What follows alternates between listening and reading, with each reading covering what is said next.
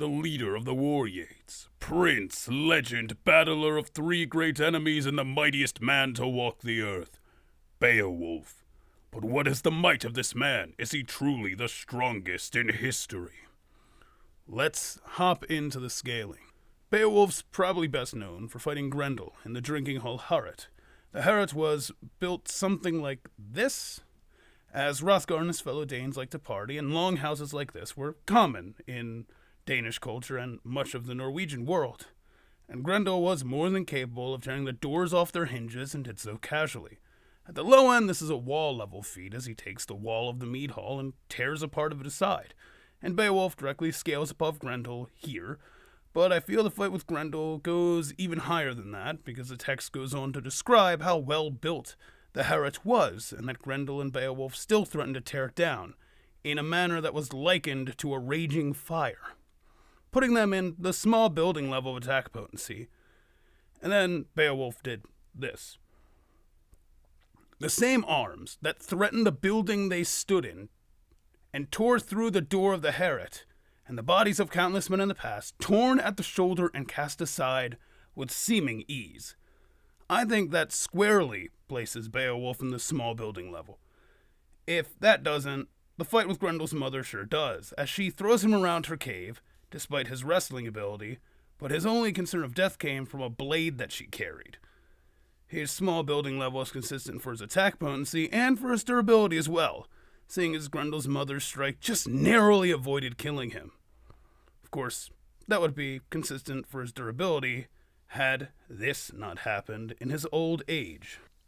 The dragon, turning entire homesteads to ash, and whose fire destroyed his shield and forced him to face such flames head on, which he survived, even if his weapon strikes did nothing in reply, giving Beowulf large building to city block scaling for durability based on the devastation of several homes and longhouses akin to the Harret by the dragon's flames, and town level taking multiple homesteads being destroyed in short succession by such flames, and the flames burning them to ash.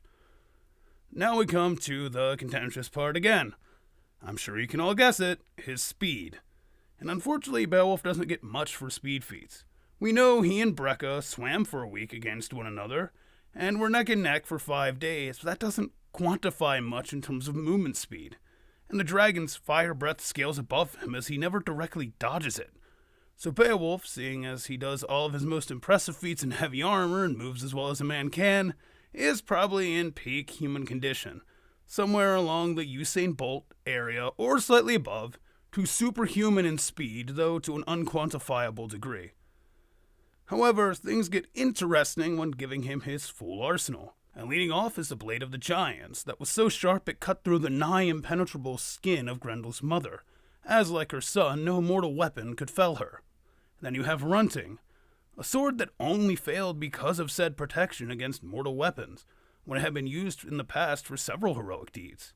And logically, he would have his chainmail as well, which was so strong the small building level attack potency of Grendel's mother, who was shown to be on par if not superior to Beowulf, could not tear through it, increasing his own durability to that level as well. Where does that leave us for Beowulf?